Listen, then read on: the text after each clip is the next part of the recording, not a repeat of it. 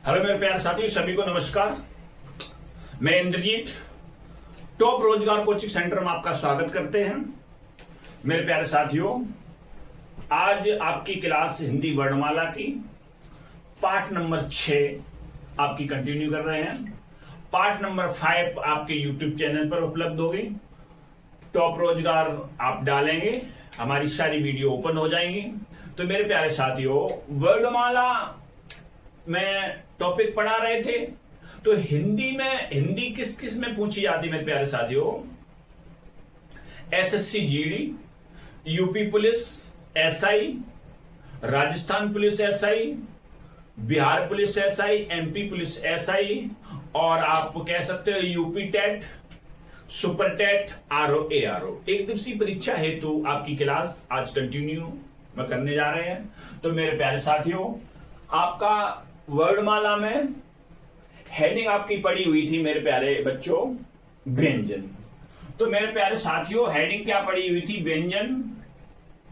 और मैंने बताया था व्यंजन को संस्कृत में क्या कहते हैं? तो मेरे लालो हल कहते हैं। तो बच्चों क्या कहते हैं? हल। मेरे प्यारे साथियों, क्या कहते हैं? हल।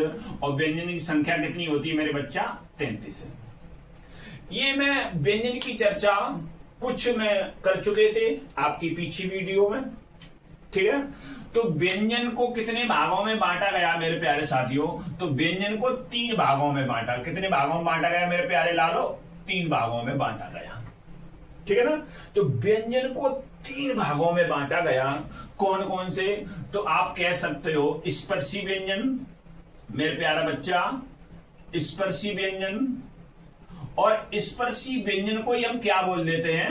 वर्गीय व्यंजन बोलते हैं। क्या बोलते हैं मेरे प्यारे बच्चा? वर्गीय व्यंजन बोलते हैं। और मेरे लालो नंबर 1, नंबर 2 क्या था मेरे बच्चा? अंतस्थ व्यंजन। क्या था मेरे प्यारे साथियों? अंतस्थ व्यंजन। और मैंने अंतस्थ व्यंजन की संख्या कितनी बताई थी? 4। तो गुरुजी का कहोगे, गुरुजी के स्पर्शी व्यंजन की संख्या कितनी होती है? इसी को मैं वर्गीय व्यंजन बोलते हैं। तो स्पर्शी या वर्गीय व्यंजन की संख्या होती है मेरे महारथी 25, ठीक है ना, 25 होती है। और नंबर 3 मेरे प्यारे बच्चों क्या था? नंबर 3 मैंने बताए थे ऊष्म। क्या? ऊष्म। या इसी को हम क्या कह सकते हैं बच्चा? संघर्षी। और मेरे लालो इसी को हम कह सकते हैं अल्पी, अल्पी व्यंजन। तो इसे हम 3 नामों से जानते हैं, ऊष्म या संघर्षी या अल्पी व्यंजन। तो इनकी संख्या कितनी होती है मेरे प्यारे बच्चों? तो इनकी संख्या 4 होती है। इससे पहले मैं चर्चा वर्गीय व्यंजन की कर चुके थे, और व्यंजन को मैंने बता दिया था व्यंजन की संख्या 33 होती है। इसे संस्कृत में हल कहते हैं। और मेरे प्यारे बच्चों, मैं वर्गीय या स्पर्शी व्यंजनों की संख्या उसकी मैं चर्चा कर चुके थे। वो मैंने बताया था इसकी संख्या कितनी 25 होती है। इसका मैंने उच्चारण स्थान भी बता चुके थे आप लोगों के बीच। तो आज हम अंतस्थ व्यंजन की चर्चा में करेंगे, और आप लोग बड़ी ध्यान पूर्वक से क्लास देखेंगे। सारे बच्चे हमारे पेन और कॉपी लेकर बैठेंगे और एक एक पॉइंट को नोट डाउन करेंगे मेरे प्यारे साथियों। तो मैं आज अंतस्थ व्यंजन से स्टार्ट करेंगे, और आपकी क्लास स्टार्ट होगी तो बड़े अच्छी तरीके से देखेंगे मेरे प्यारे बच्चों। तो आप अगला पॉइंट लगा लो, क्या? अंतस्थ व्यंजन। क्या लगाओगे बच्चा? नंबर 2। नंबर 1 की चर्चा कर चुके थे, तो क्या लगाओगे मेरे प्यारे लालो? अंतस्थ व्यंजन। क्या लगाओगे? अंतस्थ व्यंजन। बच्चा आपने हेड लगाई अंतस्थ व्यंजन के गुरुजी इसकी संख्या आपने अभी बता दी थी कितनी होती है? 4 होती है। तो 4 होती कौन कौन सी है मेरे प्यारे बच्चों? तो या, रा और ला और वाह, यही तो होती है। तो संख्या कितनी होती है? 4 होती है। आप लोगों को मैं आशा करते हैं आपको पहले से पता होगा, जो हमारा पुराना स्टूडेंट होगा उसे पहले से मैं पढ़ा चुके थे, ऑफलाइन भी मैंने पढ़ाया था, और हमारे साथ में जुड़े हुए हैं सारे बच्चे हमारे, ठीक है। तो अब मेरे या और रा और ला और वा का मैं उच्चारण स्थान में इसी का साथ साथ में बताते चलते जा रहे हैं। जैसे मैंने स्वरों का उच्चारण स्थान बताया था और स्पर्शी व्यंजनों का उच्चारण स्थान बताया था, तो यहीं पर इसका भी उच्चारण स्थान बता देते हैं मेरे प्यारे साथियों, ठीक है ना।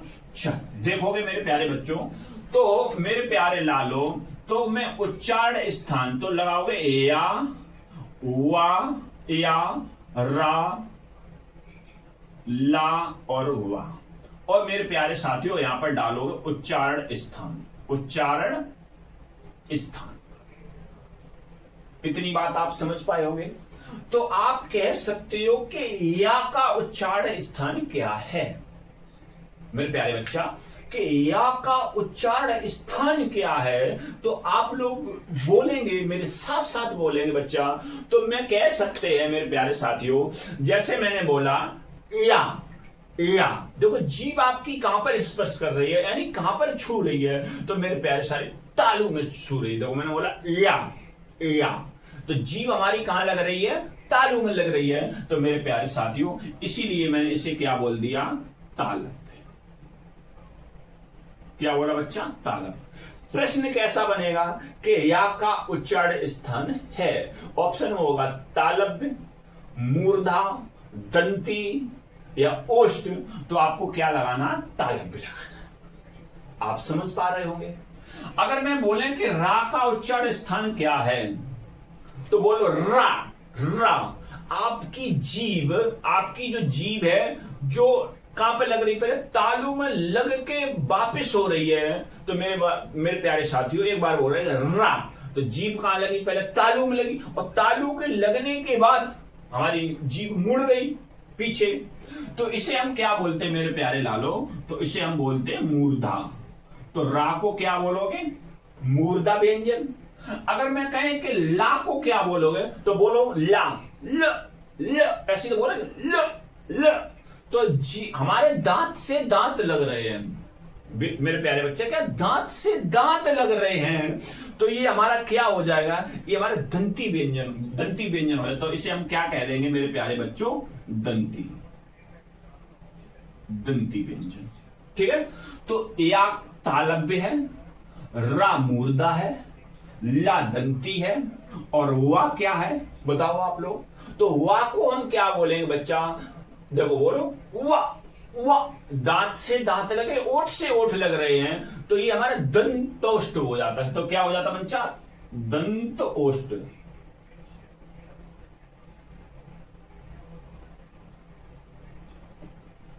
तो बच्चा क्या हो गया, दंतोष्ठ हो गया। बात ठीक है ना।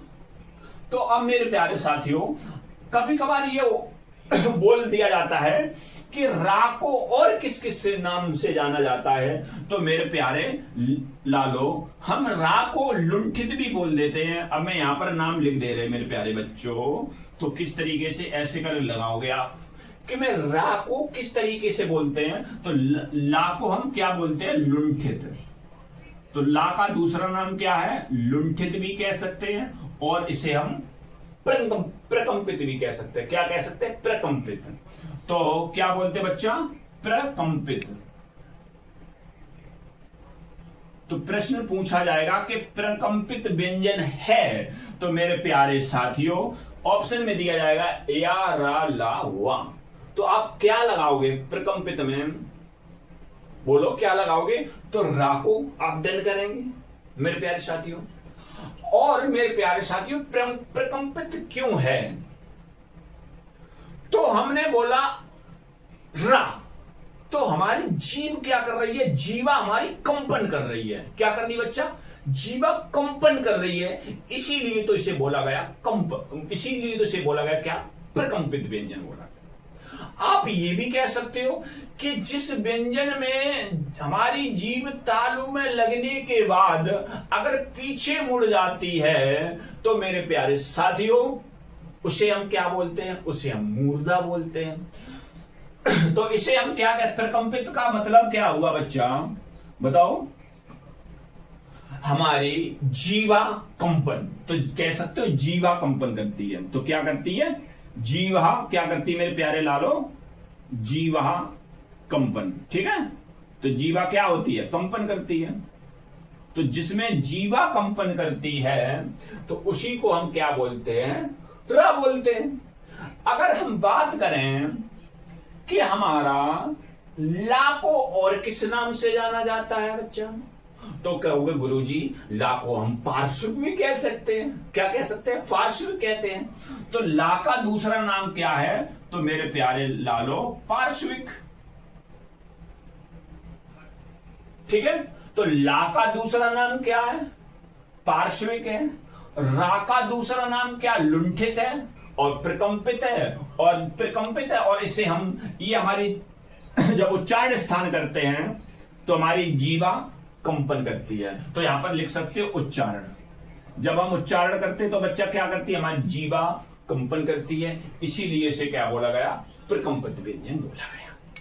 ठीक है, और दंतोष्ट क्या हमारा, दंतोष्ट हुआ है, क्योंकि मैंने बोला वाह, तो हमारे दांत से दांत टच हो रहे हैं, आगे वाले जो हमारे दांत से दांत लग रहे हैं और हमारे ओठ से ओठ लग रहे हैं बच्चा, तो इसीलिए इन्हें क्या बोला गया, दंतोष्ट बोला गया। किसे, वा को बोला गया। ठीक है ना, आगे आप अब या और वा की मैं यहां पर और थोड़ी चर्चा कर रहे हैं मेरे प्यारे बच्चों, अच्छी तरीके से सुनोगे। तो मैं इधर लगा रहे हैं, जैसे मैंने लगाया या और वा। ठीक है बच्चे, क्या लगाया, या और वा। तो या और वा को मेरे प्यारे साथियों से हम अर्ध स्वर या अर्ध व्यंजन भी कह सकते हैं। ठीक है, अर्ध स्वर या अर्ध व्यंजन कहते हैं। तो ये यहां ना लिख करके अगर आपके सामने उधर लिख दें तो ज्यादा बेहतर रहेगा, है ना। चलो, तो इसे आप नोट डाउन करें। नोट डाउन हुआ हो तो फिर मैं आगे बढ़ रहे हैं। ठीक है, आप ये कह सकते हो ला का अगर मैं चॉइस करें ला, तो ला क्या है, दंती है, और ला का उच्चारण करते समय हमारे दांत से दांत लगे और जीभ के दोनों तरफ से हमारी हवा निकलती है। उच्चारण करने में दोनों तरफ से हवा निकलती है, तो इसे हम क्या कह सकते, इसीलिए हम इसे पार्श्व बोलते हैं, इसीलिए इसे हम दंती बोलते हैं मेरे प्यारे साथियों। बात ओके। चलो, तो मेरे प्यारे साथियों, तो मैं इसे रफ कर रहे हैं, और रफ करने के बाद अब अगला पॉइंट लगाओगे, या और वा की थोड़ी चर्चा और हो जाए, फिर आपका या और वा की यहां पर थोड़ा और मैं थोड़ा बोलेंगे आपके बीच। तो इसे हम क्या बोलते हैं मेरे प्यारे साथियों, इसे हम अर्ध व्यंजन भी बोलते हैं और अर्ध स्वर भी बोलते हैं। तो अर्ध स्वर कह दो या इसे अर्ध व्यंजन कह दो, अर्ध व्यंजन कह दो। ठीक है बच्चा, अब मैंने तो अर्ध स्वर या व्यंजन कौन कौन से होते हैं, सबसे पहले तो ये पूछा जाएगा, तो आप अच्छी तरीके से बताओगे गुरुजी या होता है और वहा होता है अर्ध व्यंजन, या अर्ध से स्वर कह दो। अब बात एक और यहां पर आ गई बच्चा, क्या कि आप ये कहोगे कि गुरुजी इसे मैं अर्ध स्वर या अर्ध व्यंजन में क्यों बोलते हैं, इसका रीजन क्या है, इसका कारण क्या है। तो आज हम थोड़ा बता रहे हैं आप लोगों के मध्य, ठीक है ना, क्योंकि हमारी जब क्लास चली तो मैं क्लास के बीच आपको बता दे रहे हैं। वैसे अगर हम क्लिप वगैरह बनाएं तो पूरी बात ना कह पाए, क्योंकि वो जल्दी बनाने 1 मिनट की या 2 मिनट की होती है बच्चा। तो यहाँ पर चर्चा कर रहे हैं, अच्छी तरीके से आप सुनोगे ध्यानपूर्वक से। तो जैसे मैंने लिखा, जैसे मैं इसे क्यों बोला गया, तो ध्यान से, जैसे मैं लिख दे मेरे प्यारे लालो गया, ठीक है, और मैंने लिख दी गई, और मैंने लिखा गए, ऐसे लिख सकते, हाँ गुरुजी लिख सकते, मैं ऐसे लिखते चले जा रहे हैं, आप समझ पा रहे हो। और अगर मैं इसी को अगर मैं ऐसे लिख दे मेरे प्यारे महारथियों गई, तब तो ठीक है, और मैं इसे ऐसे लिख दें गए तो ठीक है। आप बोलते चलेंगे साथ साथ, बात आपके बीच शायद अच्छी तरीके से पहुंच पाई होगी हमारी। तो मेरे प्यारे साथियों, अब आप कह सकते हो कि गुरुजी ये भी सही है, गुरुजी ये भी सही है, ये भी सही है और ये भी सही है। हाँ सही है, ये भी सही है, ये भी सही है, ये भी सही है, ये भी सही है, लेकिन मेरे प्यारे साथियों, अगर हम स्वर से लिखना चाहें तो हम स्वर से भी इसे लिख देते गई, या मैंने स्वर को लिखा कि देखो यहां पर गए, ये क्या, ये एक स्वर है, और ई क्या है, ये भी एक स्वर है। तो देखो व्यंजन से भी हमारा अर्थ सही निकल रहा है और स्वर से भी अर्थ सही निकल रहा है। मेरे प्यारे साथियों, आप समझ पा रहे होंगे, ठीक है ना। तो मेरे प्यारे बच्चों, इसीलिए में से क्या बोल देते हैं, अर्ध स्वर कह देते हैं या ऐसे अर्ध व्यंजन कह देते हैं। अब कहियो गुरुजी आपने मुझे चक्कर में डाल दिया। क्या डाला कि अब हम इसमें सही कौन सा करें। अगर ऑप्शन में बाजी चांस आ गया और ये आपका, इसे आप कह सकते हो लेखपाल का लेवल कह सकते हो, या पुलिस में तो खैर इतना ना डीपली पूछा जाएगा, या आप एसआई में बोल सकते हो, या आरओ एआरओ में बोल सकते हो, यहां तक तो ये प्रश्न बनता है, ठीक है ना। तो मेरे प्यारे बच्चों, आप इसे सही कौन सा मानोगे। तो मेरे लालो, ये सही दोनों हैं, लेकिन सबसे ज्यादा कौन सा सही, आप ये कह सकते हो कि अगर ऑप्शन में दोनों आ गए तो मैं सही टिक किस पे करेंगे। तो मेरे प्यारे साथियों, तो सही टिक हम इस पे करेंगे, गई और गए पे। मैं आशा करते हैं आप लोग समझ पाए होंगे। अच्छा मेरे प्यारे साथियों, अगर हम अगला आपके बीच और एक शब्द बनाना चाहें, बताओ तो बनाएं। आप ये समझ चुके होंगे अच्छी तरीके से, ठीक है ना बच्चा। तो मैं इसे रफ कर दें, तो अब जैसे मैंने या बना दिया वैसे वो बनेगा, ठीक है। तो मैं इसे अब रफ कर दें, बस यहां तक ही पूछा जाएगा। और वैसे प्रश्न ये तो अभी तक तो नहीं बना है, शायद अब एसआई और आरओ और लेखपाल में बनने के चांस हो, क्योंकि उसमें हिंदी ज्यादा पूछी आती है। तो जब हिंदी ज्यादा पूछी है तो थोड़ा डीप प्रश्न होता है, ठीक है ना। पुलिस में तो ऐसा नहीं प्रश्न बना है अब तक और ना बनेगा, ठीक है। केवल यही पूछा जाता है कि अर्ध स्वर है, ऑप्शन में लगा देगा शा, हा, या, और एक कुछ ऑप्शन में रख देगा, ठीक है ना। तो मेरे प्यारे साथियों, इसे हम रफ कर रहे हैं। अगला पॉइंट आप लगाओगे तो मेरे प्यारे बच्चों, अगला पॉइंट, तीसरा पॉइंट आपका आएगा, ठीक है। कौन सा आएगा बच्चा, तीसरा पॉइंट आएगा। तो तीसरा पॉइंट क्या आएगा, बोलो आप लोगों, अभी मैंने लिखा था। तो तीसरा पॉइंट कह सकते हो गुरुजी, अभी आपने पढ़ाया ऊष्म, या इसे हम संघर्षी व्यंजन कह देते हैं, संघर्षी। और कहो गुरुजी अभी आपने बताया था, तो हम इसे अल्पी व्यंजन भी कह देते हैं। क्या कह देते हैं, अल्पी व्यंजन। और इनकी संख्या गुरुजी आपने बताई थी कितनी होती है, 4 होती है। कौन कौन सी होती है मेरे प्यारे साथियों, तो सीटी वाला सा, और ये पेट चिरैया वाला सा, सड़क वाला सा, और हल्ला वाला हा।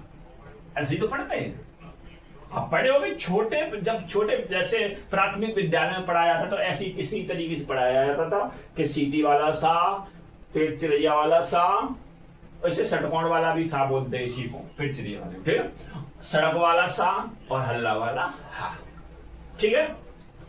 तो मेरे प्यारे छात्रों, अब मैंने ये लिखा कि ये वर्ड कितने होते हैं, तो 4 होते हैं। अब इनका साथ में ही उच्चारण स्थान करेंगे हम। तो लिखोगे शा, सा और स और हा, और यहां पर लिखोगे उच्चारण स्थान, उच्चारण स्थान। इसके साथ साथ में करते चलेंगे, ठीक है ना बच्चा, उच्चारण स्थान।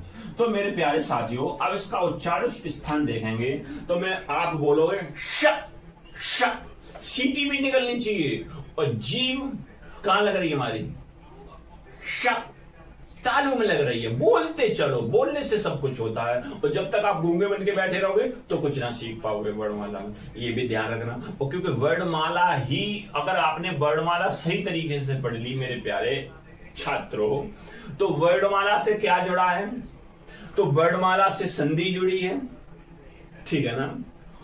वर्णमाला से जुड़े तो सारे टॉपिक हैं, लेकिन ज्यादा महत्व किसमें रहता है, सबसे ज्यादा, तो सबसे ज्यादा संधि में रहता है।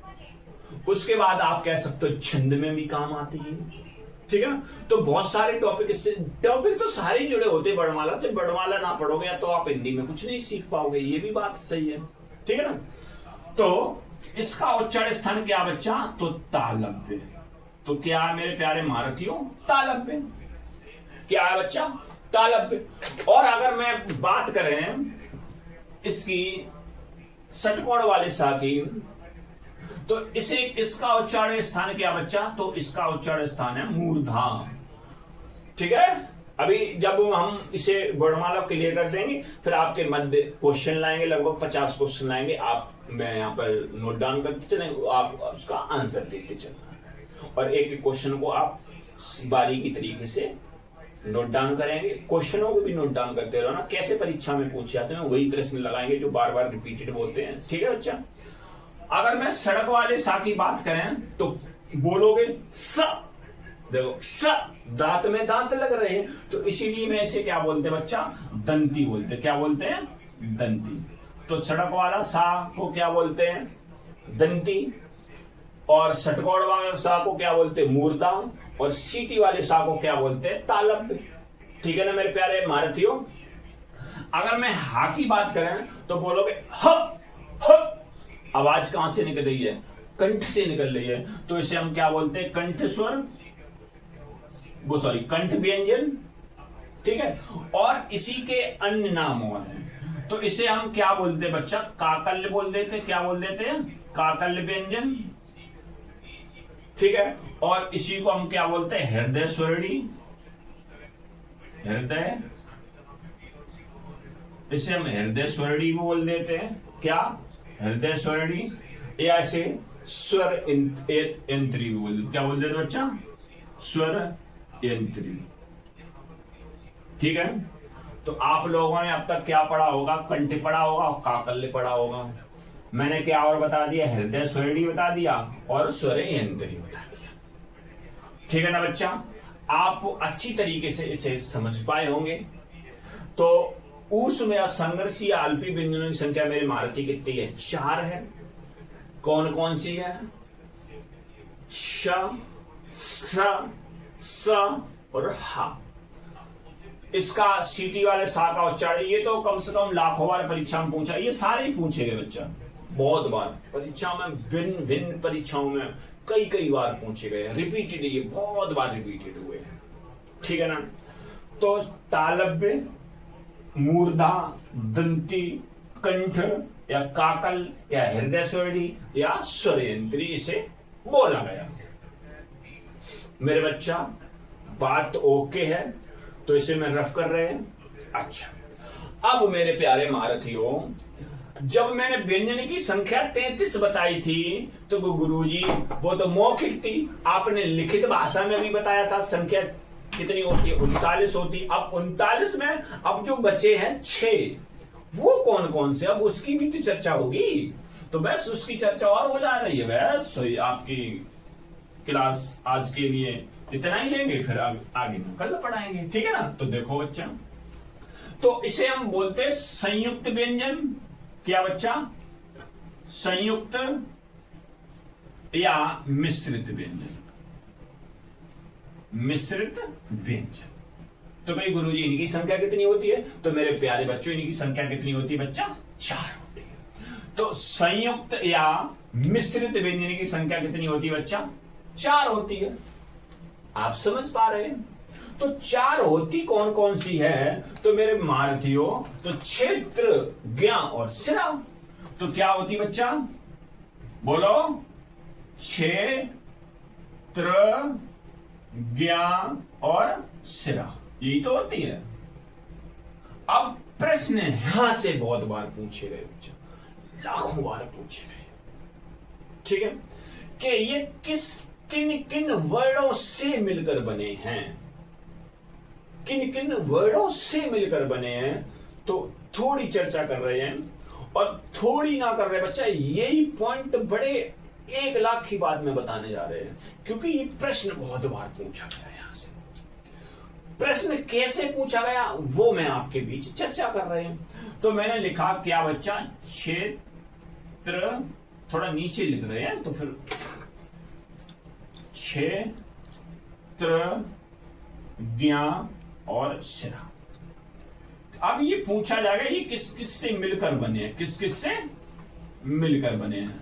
तो मेरे प्यारे साथियों, तो अब इसे देखोगे, यहां पर बड़ा ध्यानपूर्वक से सुनना आप लोगों को। ठीक है, बहुत ध्यानपूर्वक से सुनना मेरे बच्चा। तो आधा का प्लस पेच रैया वाला सा, इसे षटकोण वाला सा बोलते हैं। ठीक है। अगर मैं त्रा बनाए तो आधा ता और पूरा रा। तो मेरे लालो अगर मैं ज्ञा बनाए तो इसे मैं आधा ज्या बोलते हैं और या बोलेंगे। अगर मैं इसकी बात करें स्रा तो आधा सा चीटी वाला सा, ठीक है, और प्लस पूरा रा। अब प्रश्न कैसे बनता है, अब मेरे प्यारे साथियों अब प्रश्न कैसे बनता, तो प्रश्न ऐसे लगा देता वो, क्या पता कि ऐसे इसी तरीके से उसने पहला ऑप्शन लगा दिया कि गुरुजी ने तो पढ़ाया था कि का और सा, और गुरुजी ने तो ये तो पढ़ाया था का और सा, लेकिन गुरुजी ने ये भी बताया था कि पहले वर्ड सारे कैसे बनते हैं, आधे बनते हैं, और बाद वाले वर्ड पूरे बनते हैं। ये ध्यान रखना विशेष तरीके से। तो पहला वर्ड कैसा मिलेगा, आधा मिलेगा, लेकिन ऑप्शन पहले यही रखा जाता है। और लड़के ने देखा गुरुजी ने तो हमें पढ़ाया था कि ऑप्शन नंबर 1 हमारा सही है, और सही के चक्कर में वो बच्चा हमारा क्या करता है, गलत कराता। क्यों? क्योंकि उसने देखा कि हाँ मुझे मिल गया, मुझे तो दिख गया प्रश्न। और जे ना पता है कि प्रश्न तो तुमने देख लिया लेकिन ऑप्शन ना देखे, ऑप्शन में कैसे सही कर सकते हैं। ठीक है ना मेरे प्यारे लालो। तो मैंने क्या बताया, तो इसे ये इसकी इंग्लिश अगर बनाना चाहें तो क्या इससे क्या बनता है, KSH, और यहां पर ए भी लगा देते कभी कभी, बहुत से बुकों में भी लिखा हुआ है। ठीक है, क्योंकि मैं हिंदी पढ़ाते हैं और ज्यादा इंग्लिश पर चर्चा ना करें, क्योंकि इंग्लिश मुझे थोड़ी कम आती है, हंसी मत बनाना। ठीक है, अपने लायक आती, काम चलाओ। ठीक है बच्चा, तो इसे ऐसी तो लिखते हैं KSH। तो जब KSH लिखा तो देखो बच्चा SHA, तो लास्ट में भी हमारा पूरा वर्ड बन रहा है। ठीक है ना, तो ये वाला जो हमारा सा है ये पूरा बन रहा है। ठीक, और ये क्या है, ये का आधा है, तो इसे में तभी तो ये लिखा गया आधा। ठीक है ना, तो जिस वर्ड में जिस व्यंजन में हलंत लगा है तो उसे हम क्या बोलते हैं, आधा बोलते हैं। तो आधा का प्लस सा, और ता और रा और ज्या और या और सा और रा।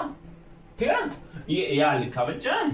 ठीक, इतनी बात आपके पसंद बड़ी अच्छी तरीके से आई हुई मेरे प्यारे साथियों।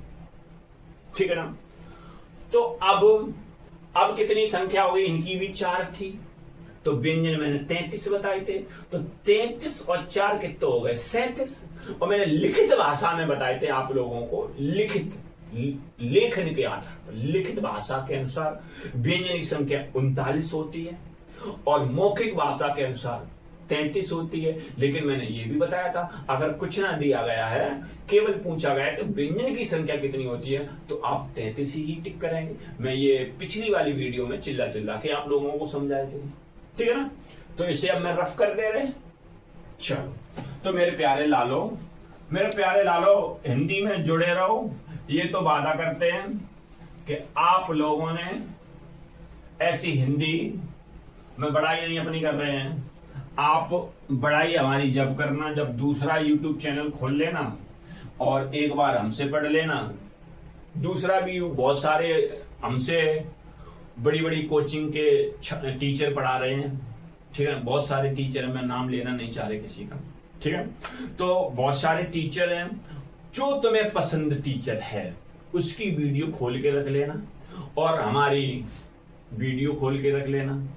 और जब वीडियो चलाते टाइम, और अगर मैंने वर्णमाला पढ़ाई है और दूसरे टीचर ने भी वर्णमाला पढ़ाई है, तो आराम से पहले, क्योंकि आपको ऐसा नहीं है कि 2 बार पढ़ लो तो नुकसान हो जाएगी, 2 टैबलेट खा लो तो अगर मुझे बुखार आ गया तो मैंने पैरासीटामोल की 2 टैबलेट खा ली, मुझे नुकसान हो जाएगी, रिजेक्शन कर जाएगी। ऐसा तो नहीं है। अगर एक बार हमारी वीडियो देख ली, एक बार दूसरी टीचर की देखी, तो तुम्हें तो ज्ञान ही बढ़ेगा, तुम्हारा रिवाइज हो जाएगा।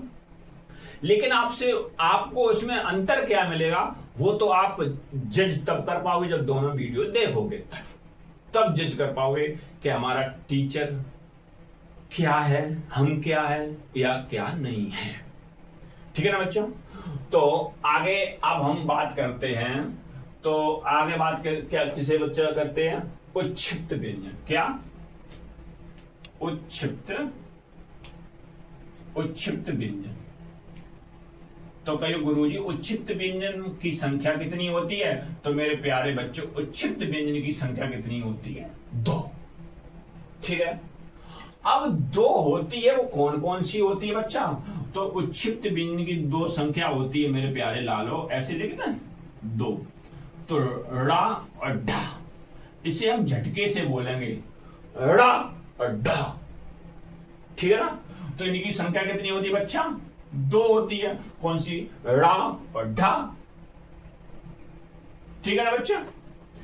अब भैया, अब उच्छिष्ट व्यंजन की संख्या तो 2 हो गई, अब इसके नाम कभी कभार बहुत सारे बन जाते हैं, पूछ लेते हैं, लेकिन मैं आज आपको नाम बता रहे हैं। आशा करते हैं 3-4 बुक में तो आपको ना मिलेगा, जब तक आप 10 बुक ना रखोगे तब तक ये सारे वर्ड ना मिल पाएंगे, ये मैं आशा करते हैं। ठीक है, तो देखो, तो इसी को हम उच्छिष्ट व्यंजन को उच्छ्रित व्यंजन बोल देते। क्या बच्चा? उच्छ्रित व्यंजन। ठीक है, और इसी को हम बोल देते हैं ताड़न जात व्यंजन, ताड़न जाति व्यंजन। ठीक है, और इसी को हम बोल देते हैं मेरे लाल द्विगुण व्यंजन, और इसी को बच्चा बोल देते हैं हम संघर्षी, वो सॉरी संकर व्यंजन, संकर व्यंजन। ठीक है ना? और मेरे प्यारे साथियों, और इसे हम विकसित व्यंजन भी बोल देते हैं। मैंने एक किताब में देखा है, इसे हम क्या बोलते हैं? विकसित व्यंजन। ठीक है ना? तो क्या उच्छिष्ट व्यंजन की संख्या कितनी होती है? 2 होती है। इसे हम उच्छ्रित व्यंजन कहते हैं, इसे हम ताड़न जात व्यंजन कहते हैं, इसे हम द्विगुण व्यंजन कहते हैं, और इसी को हम संकर व्यंजन कहते हैं। मैं आशा करते हैं आप समझ पाए होंगे, लेकिन इसकी चर्चा अभी थोड़ी और रह गई है। क्या?